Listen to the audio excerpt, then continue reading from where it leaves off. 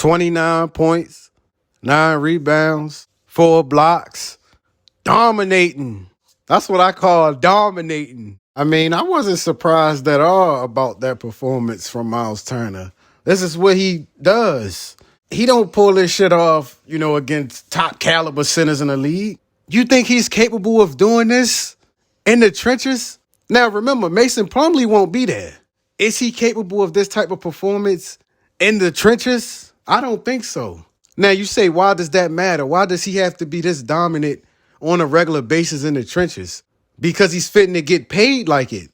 You think it's okay for a small market team to pay a guy like Myles Turner big money and he's not producing like the way he did versus Charlotte on a night-to-night basis?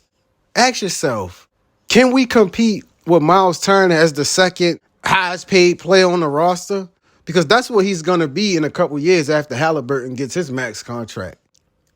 Your second highest paid player in about 2 years when I think the Pacers will be ready to compete in the trenches. I think in about 2 years, teams will take us serious.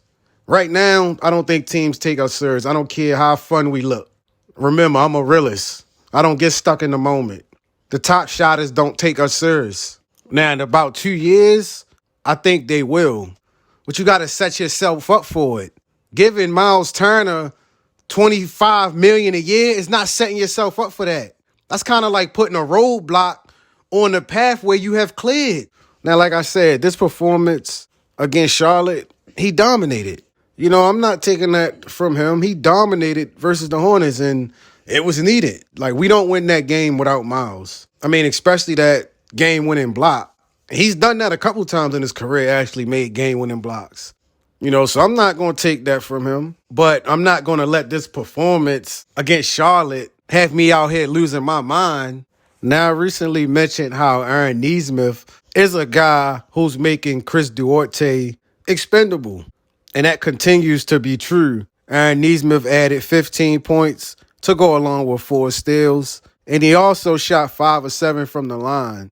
Aaron Nesmith is basically what we thought Chris Duarte would be. He gives me vibes of a football player that's playing basketball. When people talk about guys that's going to be on this roster 3-4 years down the line, people need to mention guys like Aaron Nesmith and Andrew Nembhard.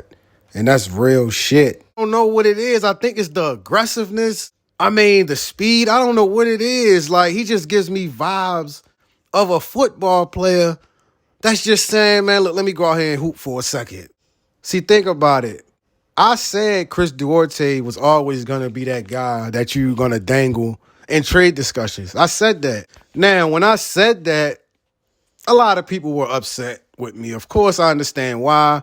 Think about it. It was the Summer League. Chris Duarte was playing with the Dominican Republic team, and he was looking good. I see why people got upset with me. Like, I see why. Why is he saying that and we riding a high with Duarte right now? He's looking good in Summer League. He's looking good with the Dominican team. Why is Born Ready saying he's going to be trade bait? I'm always months down the line. And fast forward, months down the line, now everybody wants to move Duarte. You just about give him a DNP that last game. I didn't even see him. Now, when I look at possible trades for Duarte, Obi Toppin is a guy that people constantly bring up. And speaking of Obi Toppin, we will actually get a small glimpse of him in our next game as we face the New York Knicks. The New York Knicks coming to this game at 22-19. Shouts out to Julius Randle also, by the way, for fucking up my parlay. I needed you to get a simple 26 points. 9 for 29. That's a damn shame. You took 29 damn shots and only got 25 points. I needed you to get a simple 26 points. This is a very important game for all my playoff standing watchers, as the Pacers are 6th in the East as we speak, and the Knicks are 7th. This will be the second meeting between the two teams as the New York Knicks defeated the Indiana Pacers 109-106 at Gainsbridge Fieldhouse, while the Indiana Pacers coming to this game at 23-18. Will the Indiana Pacers continue their winning ways? Y'all let me know. Like, real shit, I'm not, going to throw it out there and say we need to trade for him, but I just want to know y'all thoughts about Siakam. Like, real shit. I know A lot of people have been saying, the next time there's a all-star forward on the block, the Pacers should be involved. People have brought up guys like Jaylen Brown. People have brought up guys like Brandon Ingram. People have said we need to keep an eye on those guys. If we're going to go all in on a trade, go get a wing. But what about Siakam? Does he not fit the timeline? I just want to know, because this guy, when we talking about offensively, he can play 1 through 5. Defensively, he can guard 1 through 5. Siakam would look good with us. And I'm looking at his contract, next year's the last year of his deal. So it's not like he's in a long-term deal. Now, of course, this isn't a trade that you would do in the middle of the season.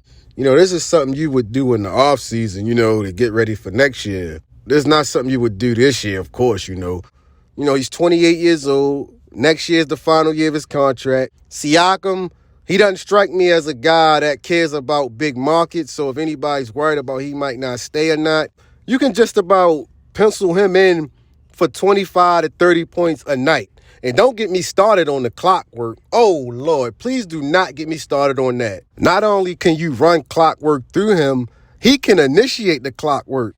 The guy's averaging damn near 7 assists a game. Siakam would look good in a Pacers jersey, and this is with or without Myles Turner. So I don't want anybody thinking I'm trying to get Siakam to push him out the door. No, Siakam fits with anybody. I don't think there's a player in the league that he can't play with. So yeah, when you're talking about packaging picks and getting an all-star up in here, you talking about Siakam. I understand OG is the guy that everybody wants, but we talking about a shark here. We going shark hunting. No disrespect to OG, but he's not a big shark. He's a fish.